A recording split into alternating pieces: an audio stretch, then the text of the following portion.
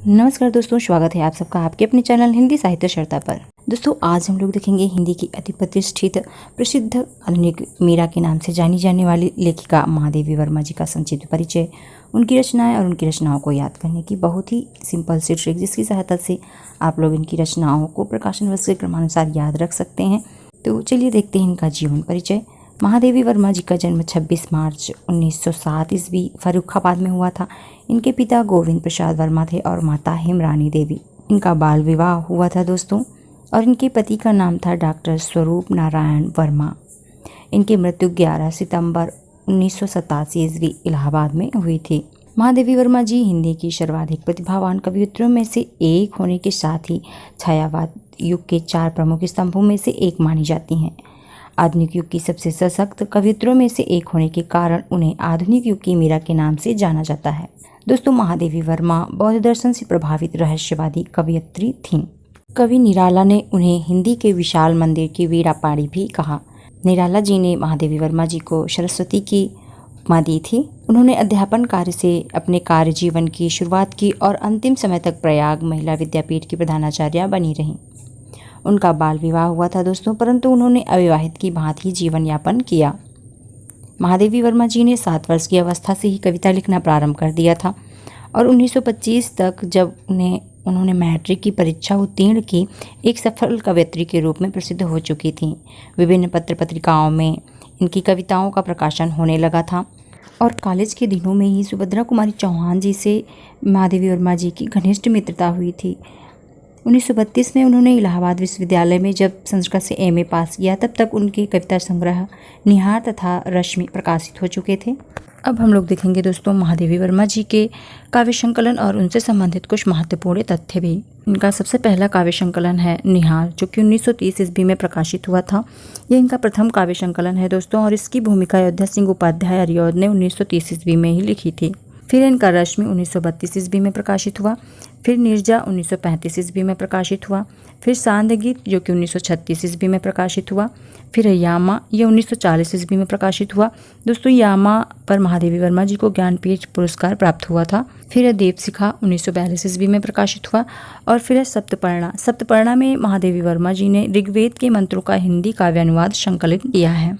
ये इनके काव्य संकलन है दोस्तों। अब हम लोग देखते हैं इनके काव्य संकलन को याद करने की बहुत ही मज़ेदार और इंटरेस्टिंग सी ट्रिक, जिसकी सहायता से आप लोग इन काव्य संकलन को प्रकाशन वर्ष के क्रमानुसार याद रख सकते हैं। उससे पहले एक रिक्वेस्ट है दोस्तों, अगर आप लोग हमारे चैनल पर नए हैं, अभी तक सब्सक्राइब नहीं किया है, तो प्लीज़ इसे सब्सक्राइब कर लीजिए और हमारी वीडियो को लाइक और शेयर कर दीजिए। चलिए देखते हैं ट्रिक है दोस्तों। निहार रहा रश्मि को नीरज संध्या के दीप साथ। ये केवल ट्रिक है दोस्तों, आप लोग इसे अन्यथा नहीं लेंगे।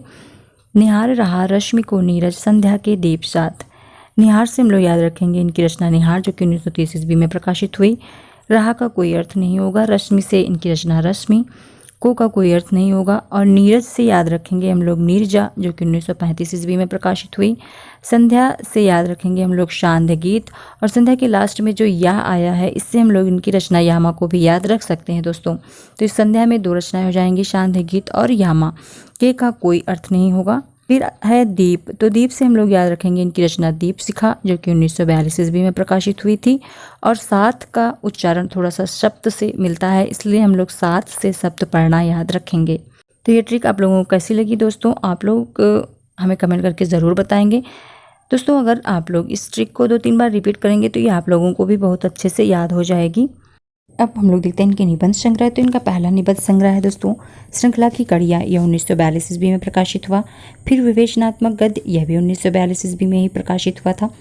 फिर छड़दा, जिसमें कि ललित निबंधों का संग्रह किया गया है, यह 1956 ईस्वी में प्रकाशित हुआ था। फिर है साहित्यकार की आस्था तथा अन्य निबंध, यह 1962 ईस्वी में प्रकाशित हुआ था इनका निबंध संग्रह। और अगला है संकल्पिता, यह 1969 ईस्वी में प्रकाशित हुआ था। ये इनके निबंध संग्रह है दोस्तों। महादेवी वर्मा जी के संस्मरण भी बहुत ही प्रसिद्ध हैं और यह भी बहुत ही एग्ज़ाम की दृष्टि से महत्वपूर्ण होते हैं। तो इनका पहला संस्मरण पत्र के साथ ही 1956 ईस्वी में प्रकाशित हुआ। फिर मेरा परिवार, यह 1972 ईस्वी में प्रकाशित हुआ। इसमें मेरा परिवार में महादेवी वर्मा ने पशु पक्षियों पर आधारित संस्मरण लिखे हैं। फिर है इनका संस्मरण स्मृति चित्र, यह 1973 ईस्वी में प्रकाशित हुआ। और संस्मरण नाम से भी इनका एक संस्मरण है जो कि 1983 ईस्वी में प्रकाशित हुआ था। इनके इन संस्मरण को हम लोग एक छोटी सी ट्रिक से याद रख सकते हैं। तो ट्रिक है दोस्तों, पथ मेरा स्मृतिशम। पथ मेरा स्मृतिशम, इस ट्रिक से हम लोग इनके संस्मरण को याद रख सकते हैं।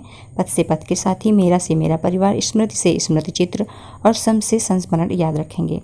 महादेवी वर्मा जी के रेखा चित्र भी कई बार एग्जाम में पूछे जा चुके हैं दोस्तों। तो इनका अतीत के चलचित्र 1941 ईस्वी में प्रकाशित हुआ, यह एक रेखा चित्र है। और स्मृति की रेखाएं यह 1943 ईस्वी में प्रकाशित हुआ। महादेवी वर्मा जी का कहानी संग्रह गिल्लू और अन्य कहानियाँ, इसमें इनकी बहुत ही महत्वपूर्ण कहानियों का संकलन किया गया है। सन 1974 में संभाषण नाम से महादेवी वर्मा जी के भाषणों का संग्रह भी प्रकाशित हुआ।